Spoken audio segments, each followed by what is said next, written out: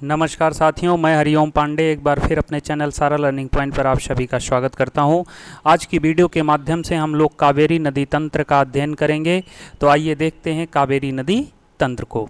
कावेरी नदी की अगर बात की जाए तो कावेरी नदी प्रायद्वीपीय भारत की चौथी सबसे बड़ी नदी है, जिसकी लंबाई 808 किलोमीटर है। इस पॉइंट को आप लोग ध्यान रखिएगा।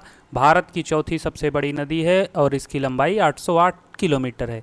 आपको मैप में कावेरी नदी दिख रही है, जो कि कर्नाटक से निकल रही है और आगे बढ़ते हुए तमिलनाडु से होते हुए बे ऑफ बंगाल में मिल जा रही है। अब आइए बात करते हैं कावेरी नदी के अन्य कुछ नामों की और उसके प्रवाह क्षेत्रों की। तो कावेरी नदी को दक्षिण की गंगा कहा जाता है। इस भी पॉइंट को आप लोग ध्यान रखिएगा। कावेरी नदी को दक्षिण की गंगा कहा जाता है। तमिलनाडु में कावेरी नदी को पोन्नी नदी के नाम से जाना जाता है। अर्थात कावेरी को तमिलनाडु में कहीं कहीं पर पोन्नी कहा जाता है। इस भी पॉइंट को ध्यान रखिएगा, चूँकि ये परीक्षा की दृष्टि से बहुत ही महत्वपूर्ण है। आपसे सीधे सीधे पूछ लिया जा सकता है कि पोन्नी नदी किस और नदी का नाम है, या पोन्नी किस नदी को कहा जाता है। तो कावेरी नदी को तमिलनाडु में पोन्नी के नाम से जाना जाता है। इम्पॉर्टेंट फैक्ट है, नोट कर लीजिएगा। बात करें अगर कावेरी नदी के प्रवाह की, तो नदी का जो प्रवाह है वो कर्नाटक से स्टार्ट होता है, तमिलनाडु होते हुए पुदुचेरी होते हुए बे ऑफ बंगाल में मिल जाता है। बात करें अगर नदी बेसिन की या पूरे प्रवाह क्षेत्र की या अपवाह तंत्र की, तो कावेरी के अपवाह तंत्र का क्षेत्र जो है वो केरला, कर्नाटक, तमिलनाडु और पुडुचेरी आता है, जिसमें 3% केरला, 41% कर्नाटक और 54% तमिलनाडु और 2% पुदुचेरी में है। इस भी पॉइंट को आप लोग ध्यान रखिएगा। अब बात करते हैं कावेरी के प्रवाह क्षेत्र को हम लोग rice bowl of South India के नाम से जानते हैं। ये बहुत ही महत्वपूर्ण क्वेश्चन है, आप लोग तुरंत इसको नोट डाउन कीजिए कि किस नदी को rice bowl of South India कहा जाता है। तो वो रिवर है कावेरी। कावेरी रिवर को rice bowl of South India कहा जाता है। अब आइए देखते हैं हम लोग कावेरी नदी के प्रवाह क्षेत्र को, जो कि काफ़ी ब्रीफ हमने स्लाइड बना रखी है। आइए देखते हैं कावेरी नदी का उद्गम कहाँ से होता है। तो ये आपके सामने कावेरी नदी का स्ट्रक्चर दिखाया गया है। ये कावेरी नदी है जो कि सह्याद्री वेस्टर्न या पश्चिमी घाट से के ब्रह्मागिरी पहाड़ी, अब इस नाम को याद रखिएगा। कावेरी नदी कहाँ से निकलती है? तो कावेरी नदी ब्रह्मागिरी पहाड़ियों से निकलती है। ब्रह्मागिरी पहाड़ियों में ही एक कावेरी कुंड है, यहीं से कावेरी नदी का उद्गम होता है। तो कावेरी नदी का उद्गम स्थल कहाँ है? ब्रह्मागिरी पहाड़ियाँ। इस पॉइंट को आप लोग ध्यान रखिएगा। इसका ओरिजिन ब्रह्मागिरी पहाड़ियों से होता है। और ब्रह्मागिरी पहाड़ियाँ हैं कहाँ? तो ये कर्नाटक में आती हैं, कर्नाटक के कुर्ग जिले से। अभी आपने मैप में देखा, ये मैप है, यही है ब्रह्मागिरी पहाड़ियाँ, यही हैं ब्रह्मागिरी पहाड़ियाँ। और ये कर्नाटक का कौन सा जिला है? कुर्ग। इस भी पॉइंट को आप लोग ध्यान रखिएगा। कर्नाटक के कुर्ग जिले के ब्रह्मागिरी पहाड़ियों से कौन सी रिवर निकलती है? कावेरी। इंपॉर्टेंट पॉइंट है, ध्यान रखिएगा। हमने ओरिजिन देख लिया। कावेरी नदी जब आगे बढ़ती है तो लेफ्ट साइड से हरंगी नदी, कौन सी? हरंगी। देखिए, साउथ की सबसे इम्पॉर्टेंट रिवर आप पढ़ रहे हैं आज, इसलिए इसके एक भी पॉइंट को आप मिस मत कीजिएगा। बहुत ही इम्पॉर्टेंट रिवर है साउथ इंडिया की ये। तो लेफ़्ट साइड से हरंगी एक इसकी ट्रिब्यूटरी है जो कि आकर मिलती है। इसके बाद राइट से लक्ष्मण तीर्थ नाम की एक रिवर जो कि कावेरी की ट्रिब्यूटरी है, केरला से आकर मिलती है। फिर हेमवती रिवर जो कि लेफ़्ट से आती है, आपको सामने दिख रहा है, हेमवती रिवर आकर मिलती है। इसके बाद सिमसा रिवर लेफ़्ट से ही आकर मिलती है। अब ये लक्ष्मण तीर्थ केरला से आती है, इसलिए मोस्ट इम्पॉर्टेंट हो जाती है। आपने देखा 3% जो है कावेरी रिवर का अपवाह तंत्र वो केरला में भी है, तो वो 3% में क्या है? लक्ष्मण तीर्थ रिवर है, जो कि केरला से आती है और कावेरी में मिल जाती है। अब बात करें आगे, सिमसा आपने देखा, सिमसा रिवर आ रही है लेफ़्ट साइड से, और लेफ़्ट साइड से ही अर्कवती रिवर आकर कावेरी नदी में मिलती है। बात करें राइट ट्रिब्यूटरीज की, तो राइट ट्रिब्यूटरीज में काबिनी रिवर आकर मिलती है। सुवर्णवती रिवर बहुत इंपॉर्टेंट रिवर है, आकर ये राइट साइड से कावेरी में मिलती है। इसके बाद भावनी रिवर आकर मिलती है, और एक नाम आता है नोयल, जो कि कई बार आपको पेपर में देखने को मिला होगा कि नोयल किसकी सहायक नदी है। तो ये पॉइंट ध्यान रखिएगा कि नोयल जो रिवर है वो कावेरी की एक प्रमुख सहायक नदी है। बात करते हैं आगे, तो आगे अमरावती नाम की एक रिवर राइट साइड से आकर कावेरी से मिलती है। आपने कुछ ये प्रमुख सहायक नदियां जो कावेरी की थी उसको देखा। अब बात करते हैं थोड़ा सा आगे, जैसे ही तमिलनाडु में, ये तमिलनाडु के क्षेत्र में आप प्रवेश कर चुके हैं। तमिलनाडु में जब कावेरी आगे बढ़ती है तो इस पर एक डैम बनाया गया है। ये डैम बहुत महत्वपूर्ण है, आप लोगों के लिए जानने लायक भी है। इस डैम का नाम क्या है, तो आइए नाम देख लेते हैं इस डैम का। इस डैम का नाम है ग्रेट एनीकट। ग्रेट एनीकट, देखिए आपके सामने ये लिखा है, ये डैम, ये ग्रेट एनीकट डैम है।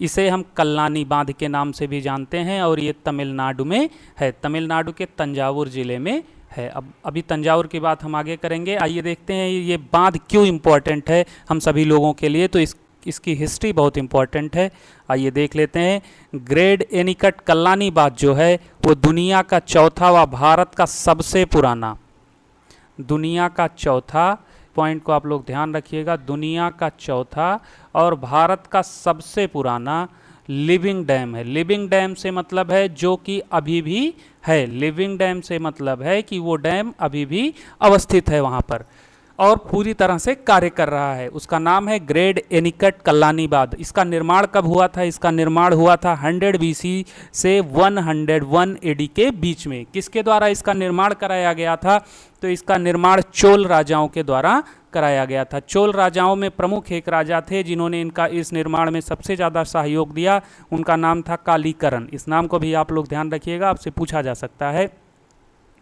कालीकरण नाम के एक राजा थे जिन्होंने इस डैम का निर्माण किया था। अब बात कर लेते हैं चोल राजाओं द्वारा तंजावुर में एक और प्रमुख कार्य किया गया है। तंजावुर में चोल राजाओं द्वारा एक बहुत ही प्रसिद्ध मंदिर का निर्माण कराया गया है, और उस मंदिर का नाम क्या है, उस मंदिर का नाम है बृहदेश्वर मंदिर। आपके सामने ये लिखा हुआ दिख रहा है, ये चोल राजाओं द्वारा निर्माण कराया गया है जो कि तमिलनाडु के तंजावुर जिले में आता है। ये बृहदेश्वर मंदिर आपसे कंपटीशन में कई बार मिल चुका होगा अगर आपने कंपटीशन दिया है, और अगर आप नहीं दिए हैं तो 100% आपको ये क्वेश्चन मिलेगा आगे कि बृहदेश्वर मंदिर कहाँ पर स्थित है। तो बृहदेश्वर मंदिर तंजावुर जिले में है, या पूछा जा सकता है बृहदेश्वर मंदिर किस राज्य में है, तो बृहदेश्वर मंदिर तमिलनाडु में है।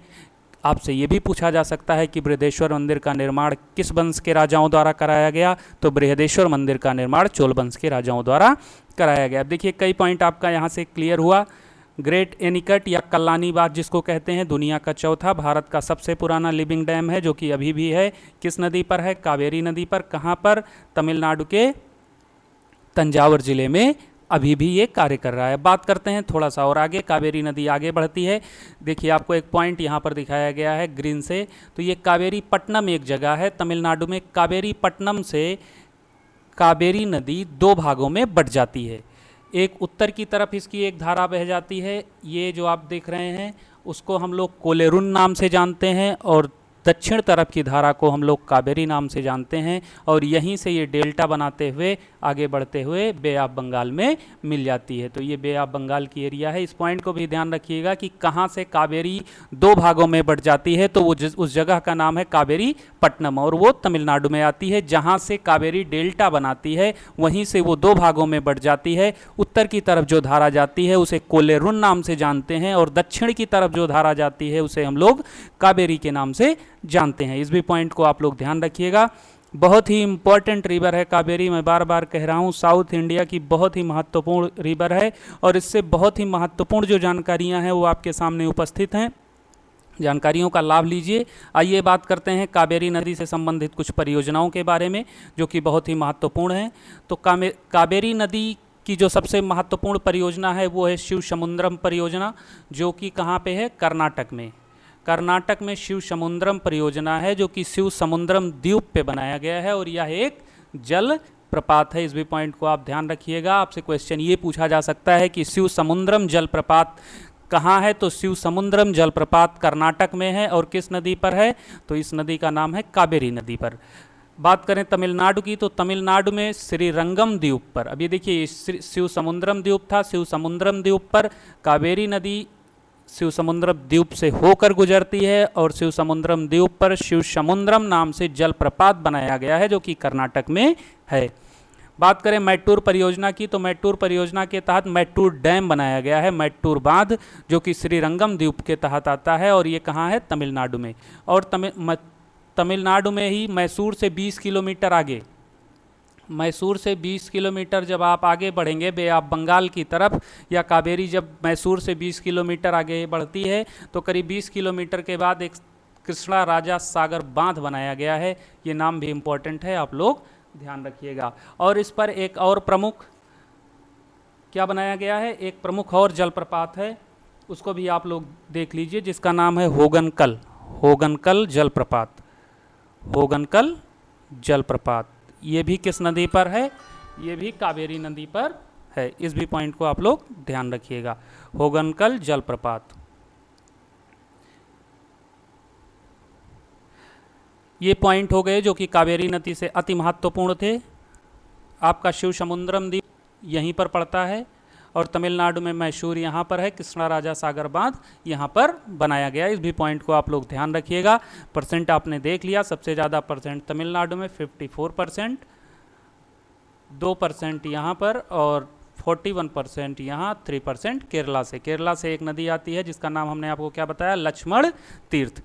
सारे पॉइंट क्लियर हो गए होंगे। आइए एक बार रिवाइज करते हैं और उसके बाद कावेरी नदी तंत्र को ख़त्म करते हैं। बहुत जल्दी रिवाइज करेंगे। कावेरी नदी का उद्गम कहाँ से होता है, सह्याद्री पश्चिमी घाट से, सह्याद्री पश्चिमी घाट के ब्रह्मागिरी पहाड़ियों से। ये पॉइंट आप लोग ध्यान रखिएगा। ये आपसे सीधे सीधे पूछा जाता है कि कावेरी नदी का उद्गम कहाँ है, तो ब्रह्मागिरी पहाड़ियों के कावेरी कुंड से, जो कि कर्नाटक के कुर्ग जिले में आती है, का कावेरी का उद्गम होता है। इसके बाद लेफ्ट साइड से इसमें हरंगी रिवर आकर मिलती है, उसके बाद हेमवती रिवर आकर मिलती है, फिर सिमसा आकर मिलती है और आगे बढ़ने पर अर्कवती रिवर आकर मिलती है। इसके बाद यह तमिलनाडु में प्रवेश कर जाती है। अगर बात करें राइट ट्रिब्यूटरीज की, तो केरला से एक रिवर आती है जिसका नाम है लक्ष्मण तीर्थ, मोस्ट इंपॉर्टेंट रिवर है, इस पॉइंट को ध्यान रखिएगा। इसके बाद काबिनी रिवर आकर मिलती है, फिर सुवर्णवती रिवर आकर मिलती है, फिर भावनी आकर मिलती है और यहाँ पर इंपॉर्टेंट रिवर नोयल आकर मिलती है। इस भी पॉइंट को आप लोग ध्यान रखिएगा। नोयल कई बार पेपर में पूछा जा चुका है। नोयल रिवर किसकी सहायक रिवर है, तो नोयल कावेरी की सहायक रिवर है। इसके बाद अमरावती रिवर आकर मिलती है। अमरावती किसकी राजधानी है, इंपॉर्टेंट क्वेश्चन है, ध्यान रखिएगा, तेलंगाना की। अभी किसकी है, अभी बन रही है, किसी की नहीं है, तेलंगाना या आंध्र प्रदेश। तो ये आंध्र प्रदेश और तेलंगाना में आपको कंफर्म करना है किसकी राजधानी है। बात करते हैं हम कावेरी की। कावेरी आगे बढ़ती है। यहाँ पर एक बहुत ही महत्वपूर्ण बात है जो कि हिस्टोरिकल बांध भी है और दुनिया का चौथा और भारत का सबसे पुराना बांध है, जो कि कब बनाया गया था, 100 BC से 1101 AD के बीच में। किसके द्वारा बनाया गया था, चोल राजाओं के द्वारा। उसमें सबसे प्रमुख नाम है कालीकरण का। बांध का क्या नाम है, ग्रेट एनीकट, या उसे कल्लानी बांध कहते हैं। कहाँ पर स्थित है, तमिलनाडु के तंजावर जिले में है। चोल राजाओं द्वारा तंजावर जिले में ही एक बहुत ही महत्वपूर्ण मंदिर का निर्माण कराया गया था। उस मंदिर का क्या नाम है, बृहदेश्वर मंदिर। आगे बढ़ने पर कावेरी पट्टनम में ये दो धाराओं में बट जाती है। कावेरी पट्टनम में इस पॉइंट को भी आप लोग बहुत ही ध्यान से रखिएगा। कावेरी पट्टनम में कावेरी दो धाराओं में या डेल्टा यहीं से बनाना शुरू कर देती है और ये दो धाराओं में बढ़ जाती है। उत्तर की धारा को हम लोग किस नाम से जानते हैं, कोलेरून के नाम से जानते हैं, और दक्षिण की धारा को हम लोग कावेरी के नाम से जानते हैं। ये बे ऑफ बंगाल में जाकर मिल जाती है। परियोजना आपने देख लिया, शिव समुद्रम परियोजना कर्नाटक में है, जो कि एक जलप्रपात है, शिव समुद्रम द्वीप पे है। इसके बाद कृष्णा राजा सागर बांध आपने देख लिया, जो कि कर्नाटक में है, जो कि तमिलनाडु में है। और इसके बाद आपने क्या देखा, इसके बाद आपने मैट्टूर बांध देखा, जो कि श्रीरंगम द्वीप पर है और यह भी एक डैम है। होगनल जलप्रपात आपने देख लिया, ये भी कावेरी नदी पर स्थित है। कावेरी नदी को राइस बाउल ऑफ इंडिया या rice bowl of South India के नाम से जानते हैं। इसे दक्षिण की गंगा भी कहते हैं। इन सारे पॉइंटों को आप सभी लोगों ने देखा। ध्यानपूर्वक जो पॉइंट आपको नहीं पता होंगे उनको नोट डाउन कर लीजिएगा। रिवाइज करते रहिए, पढ़ते रहिए, मस्त रहिए। मिलते हैं अगली वीडियो में। तब तक के लिए जय हिंद, जय भारत।